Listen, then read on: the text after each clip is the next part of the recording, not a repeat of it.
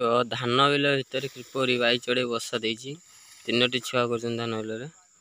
ଆମେ ଦେଖିଲେ ବାପା ନହେଲେ ଧାନଟାକୁ କାଟି ଦେଇଥାନ୍ତେ। ଯେଉଁ ଭାଇମାନେ ଧାନ କାଟୁଥିବେ ଟିକେ ଜାଗାରେ ଦେଖୁଥିବେ ଧାନ ବିଲ ମାନେ ବଡ଼ ଗଛ ଯେଉଁ ଧାନ 1025 ସେଥିରେ ବାଇ ଚଢ଼େଇ ବସା କରୁଛନ୍ତି।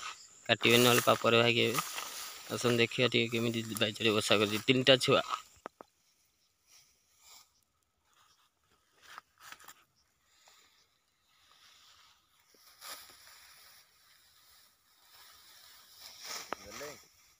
ଯାହାହେଲେ ଯିବେ ମୋ ବୋଉ କହିବ ଯାହାହେଲେ ଯିବେ। ଆଜି ପରା ଲାଷ୍ଟ ଡେଟ୍, ଖାଲି 3 ଜଣ ବାକି ଅଛନ୍ତି। ତମେ ଆଡ଼େ ଆଡ଼ିଆ ରହିଲା ମୁଁ କହିବ କି ଝିଅ ଯାହା କହିବ ଯାଆଙ୍କ 3ଟା ବାଇ ଚଢ଼େଇ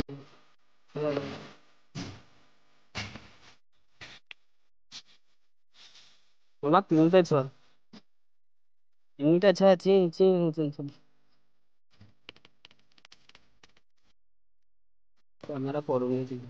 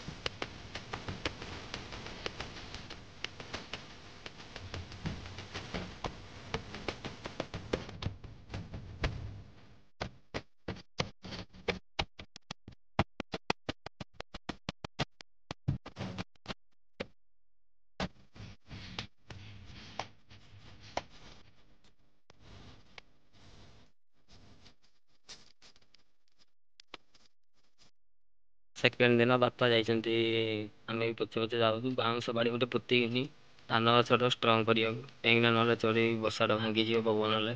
4 ଫୁଟ ଧାନ ଆମେ କାଟି ଦେଇଛେ। ବାପା ବିଲ ତ ପାଖେ ଆସିଲେ ଦେଖିବା ବାପା ଏବେ କ'ଣ କରୁଛନ୍ତି ଏଟାକୁ। ବିଲଟାକୁ ଦେଖିବେ ପୁରା ଫୁଲ୍। ଚଢ଼େଇ ହେଲେ ବି ସେ ଜୀବନ। ଯେଉଁ ଭାଇମାନେ ଧାନ କାଟୁଛନ୍ତି ପୁରା ଦେଖିକି କାଟିବେ। 1025 ଧାନରେ ପ୍ରାୟ ଚଢ଼େଇ ବାଇ ଚଢ଼େଇ ହଉ ଯେକୌଣସି ଚଢ଼େଇ ବସା ବାନ୍ଧୁଛନ୍ତି। ଭିଡ଼ିଓ ଭଲ ଲାଗିଲେ ଲାଇକ୍ କରିକି ଜୟ ଜଗନ୍ନାଥ। ଜୟ ଜଗନ୍ନାଥ। କମେଣ୍ଟ ସେକ୍ସନ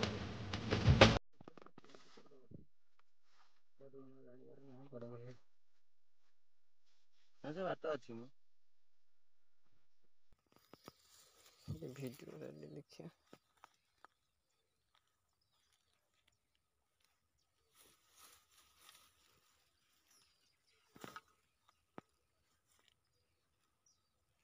ତିନିଟା ଉପରେ ଚିଲଉଛନ୍ତି। ତା ମା ଆସି ଖାଇବାକୁ ଦେଇ ପଳେଇଥିବ ପୁଣି ଆଉ ନା? ଏନେ ଥିଲା ଆମ ଦେଇ ପଳେଇଲା। ଏଇନା ଥିଲା? ଆଉ ତାହେଲେ ତାକୁ ଗୋଟିଏ ଆମେ କାଠି ପୋତି ଦେଇଛୁ। ଭଲ ହେଇଛି, ତା କାଠିଟା ପୋତି ଉଡ଼େଇବନି ଆଉ। ଭଲରେ ବାପା ବାନ୍ଧିଲ ତ?